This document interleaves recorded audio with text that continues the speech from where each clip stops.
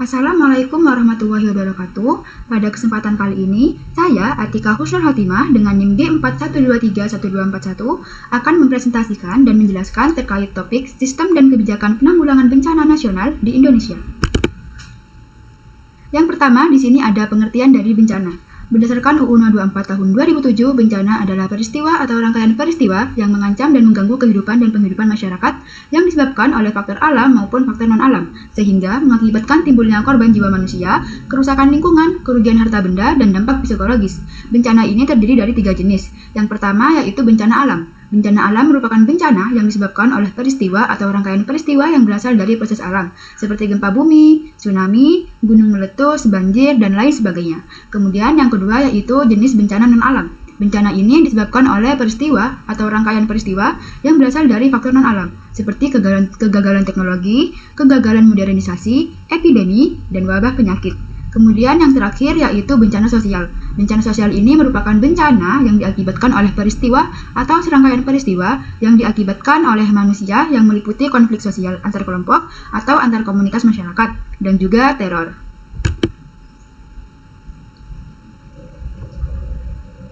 Selanjutnya yaitu penanggulangan bencana. Jadi, penyelenggaraan penanggulangan bencana ini merupakan serangkaian upaya yang meliputi penetapan kebijakan pembangunan yang berisiko timbulnya bencana, kegiatan penjagaan bencana, tanggap darurat, dan juga rehabilitasi. Jadi, penanggulangan bencana ini memiliki tujuan, diantaranya yaitu memberikan perlindungan kepada masyarakat dari ancaman bencana, menyelaraskan peraturan perundang-undangan yang sudah ada, menjamin terselenggaranya penanggulangan bencana secara terencana, terpadu, terkoordinasi, dan menyeluruh. Kemudian menghargai budaya lokal, membangun partisipasi dan kemitraan publik serta swasta, mendorong semangat gotong royong, kesetiakawanan, dan juga kedermawanan. Dan yang terakhir yaitu untuk menciptakan perdamaian dalam kehidupan bermasyarakat, berbangsa, dan bernegara. Selanjutnya yaitu tahapan dari penanggulangan bencana. Terdapat 3 tahapan. Yang pertama yaitu tahap prabencana. Tahap prabencana merupakan tahap yang dilakukan sebelum terjadinya bencana. Kegiatan pada tahap ini meliputi perencanaan penanggulangan bencana, pengurangan risiko melalui mitigasi, serta peningkatan kesiapsiagaan masyarakat. Kemudian tahap yang kedua yaitu tanggap darurat. Tahap tanggap darurat ini merupakan tahap yang dilakukan saat bencana terjadi, yang berfokus pada upaya penyelamatan dan evakuasi korban, pemenuhan kebutuhan dasar, perlindungan terhadap kelompok rentan, serta pemulihan darurat sarana dan prasarana. Dan tahapan yang terakhir yaitu tahap pasca bencana. Tahap pasca bencana merupakan tahap yang dilakukan setelah terjadinya bencana, yang meliputi kegiatan rehabilitasi dan rekonstruksi. Rehabilitasi ini bertujuan untuk memulihkan kondisi sosial dan pelayanan publik, sedangkan rekonstruksi bertujuan untuk membangun kembali infrastruktur dan kehidupan masyarakat. Selanjutnya yaitu ada Sistem Nasional Penanggulangan Bencana. Sistem Nasional Penanggulangan Bencana di Indonesia merupakan suatu kesatuan terintegrasi yang terdiri dari beberapa komponen mencakup aspek legislasi, perencanaan, kelembagaan, pendanaan, pengembangan kapasitas, serta penyelenggaraan penanggulangan bencana. Sistem ini disusun untuk menjamin pelaksanaan penanggulangan bencana secara terencana, terpadu, terkoordinasi, dan juga menyeluruh sebagaimana yang diamanatkan dalam UU No 24 tahun 2007. Komponen Sistem Nasional Penanggulangan Bencana Nasional yang pertama yaitu komponen legislasi atau dasar hukum. Komponen legislasi ini merupakan dasar utama dalam sistem penanggulangan bencana. UU No 24 tahun 2007 menjadi landasan hukum utama yang mengatur prinsip, hak dan kewajiban serta tanggung jawab pemerintah dan masyarakat dalam penanggulangan bencana yang diperkuat dengan dasar hukum lainnya. Di antaranya yaitu ada Peraturan BNPB No 1 tahun 2005 tentang Renas PB 2025-2029. Kemudian ada PP No 21 tahun 2008, ada Perpres No 8 tahun 2008, PP No 22 tahun 2008, dan yang terakhir ada juga PP No 23 tahun 2008. Kemudian komponen yang kedua yaitu komponen perencanaan. Perencanaan penanggulangan bencana adalah proses sistematis untuk menyusun langkah-langkah sebelum, saat, dan setelah bencana terjadi guna meminimalkan risiko dan dampak dari bencana.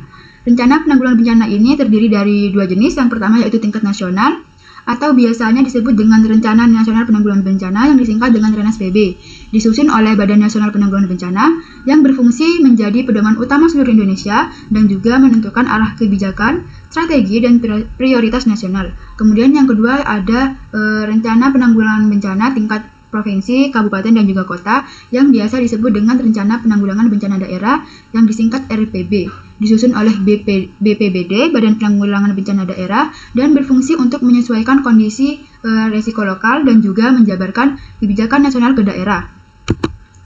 Selanjutnya di sini juga ada rencana berdasarkan jenis penanganan bencana.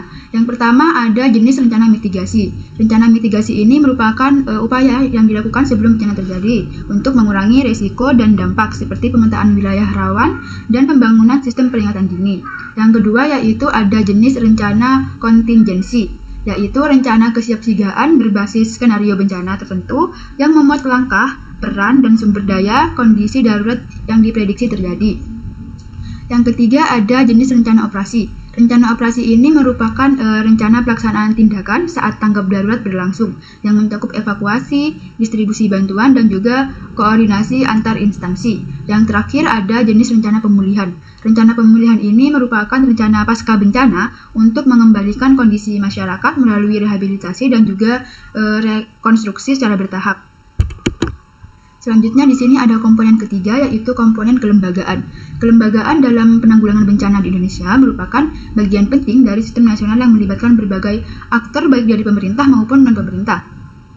Berdasarkan UU 024 tahun 2007 serta PP 023 tahun 2008, kelembagaan penanggulangan bencana ini dibagi menjadi lembaga formal, non-formal, dan juga lembaga internasional yang bekerja secara terkoordinasi. Yang pertama di sini ada lembaga formal.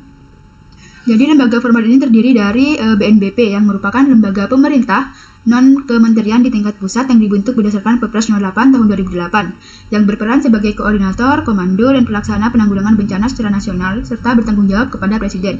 Yang kedua di sini ada lembaga formal BPBD yang merupakan lembaga penanggulangan bencana di tingkat daerah yang diatur dalam UU 024 tahun 2007 dan bertugas dalam melaksanakan penanggulangan bencana di wilayahnya yang bertanggung jawab kepada kepala daerah.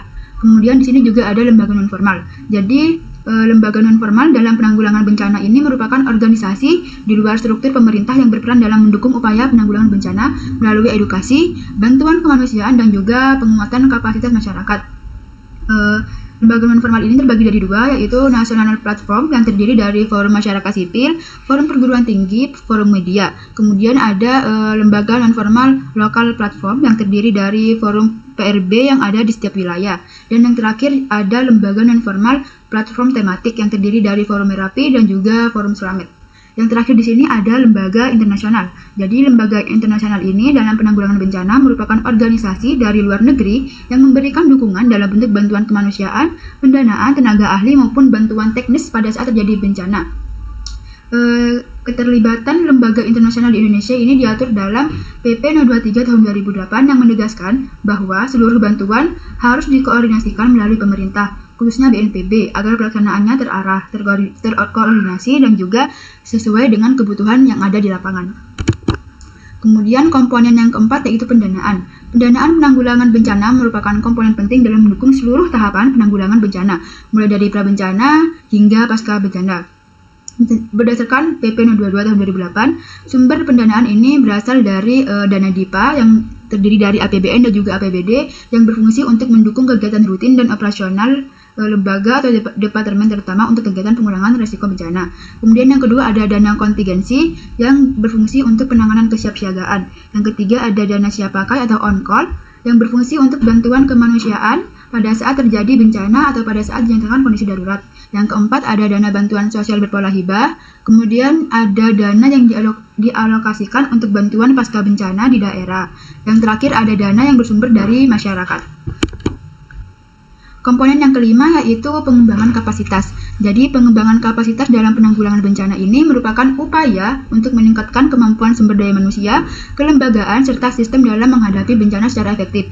Berdasarkan UU 024 tahun 2007 dan PP 021 tahun 2008, pengembangan kapasitas dilakukan melalui pendidikan dan juga pelatihan, peningkatan kesadaran masyarakat, serta penguatan keterampilan teknis dalam penanggulangan bencana. Pengembangan kapasitas juga mencakup pemanfaatan ilmu pengetahuan dan teknologi, termasuk sistem informasi kebencanaan guna mendukung pengambilan keputusan yang cepat dan juga tepat. Selanjutnya, komponen yang keenam adalah penyelenggaraan penanggulangan bencana. Ruang lingkup penyelenggaraan penanggulangan bencana dapat dilihat pada gambar berikut ini. Jadi, kegiatan penanggulangan bencana ini dilakukan sesuai dengan tahap-tahap bencana. Yang pertama yaitu ada tahap pra-bencana yang terdiri dari dua kondisi. Kondisi yang pertama yaitu situasi tidak ada bencana, di mana kegiatan yang dilakukan diantaranya yaitu perencanaan, pencegahan, pengurangan risiko, pendidikan, pelatihan, penelitian, dan juga penataan tata ruang. Kemudian pada kondisi kedua yaitu kondisi situasi terdapat potensi bencana. Kegiatan yang dilakukan yaitu mitigasi, peringatan dini, dan juga kesiapsiagaan. Kemudian pada tahap saat tanggap darurat, kegiatan difokuskan pada penanganan langsung saat terjadi bencana. Kegiatan yang dilakukan yaitu kajian cepat, status keadaan darurat, penyelamatan dan evakuasi, pemenuhan kebutuhan dasar, perlindungan, dan pemulihan. Kemudian yang terakhir yaitu pada saat tahap pasca bencana. Pada pasca bencana ini terdiri dari dua kegiatan yaitu rehabilitasi dan juga rekonstruksi yang difokuskan pada prasarana dan sarana, sosial, ekonomi, kesehatan, keamanan dan ketertiban, dan juga lingkungan. Pada penanggulangan bencana ini terdapat peran pemerintah pusat dan juga daerah. Peran pemerintah pusat terdiri dari menetapkan kebijakan penanggulangan bencana nasional, mengintegrasikan penanggulangan bencana dalam pembangunan nasional, menetapkan status dan tingkat bencana, menjalin kerjasama internasional, mengatur penggunaan teknologi berisiko bencana, mengendalikan pengelolaan sumber daya alam, dan yang terakhir, mengawasi pengumpulan bantuan nasional. Kemudian peran dari pemerintah daerah terdiri dari menetapkan kebijakan penanggulangan bencana daerah, mengintegrasikan dalam pembangunan daerah, melaksanakan kerjasama antar daerah, mengatur teknologi berisiko di wilayahnya, mengendalikan pemanfaatan sumber daya alam, dan yang terakhir menertibkan pengumpulan dan penyaluran bantuan. Kemudian terdapat struktur koordinasi penanggulangan bencana. Pada tingkat nasional terdiri dari yang pertama Presiden, kemudian ada Dewan Pengarah, Kemenko PMK, Polhukum, Perekonomian, dan juga Maritim. Pusat Koordinasi Nasional atau Puskoornas PDB, kemudian juga ada Pusdalops PB Nasional. Pada tingkat pusat ini, Presiden dibantu oleh BNPB melalui Puskoronas PDB dan Pusdalops PB Nasional untuk koordinasi informasi, sumber daya, dan juga pengambilan keputusan strategis. Pada tingkat provinsi ini terdiri dari Komando PDB Provinsi Gubernur. Nah, pada tingkat provinsi ini, Gubernur sebagai komando didukung oleh Pusdalops PB Provinsi untuk menerjemahkan kebijakan nasional dan juga koordinasi lintas sektor. Pada tingkat provinsi ini juga terdapat Pos Pendamping Nasional atau dukungan koordinasi. Pos Pendamping Nasional ini mendukung koordinasi bantuan dalam negeri dan juga internasional sesuai dengan yang ada di PP No. 21 tahun 2008. Kemudian pada tingkat kabupaten atau kota terdiri dari beberapa komando PDB yang diisi oleh wali kota atau bupati. Pada tingkat kabupaten atau kota ini, bupati atau wali kota sebagai komando bertanggung jawab atas pelaksanaan langsung seperti evakuasi, pelayanan dasar, dan juga koordinasi lapangan. Baik, sekian presentasi dari saya. Kurang lebihnya mohon maaf. Wassalamualaikum warahmatullahi wabarakatuh.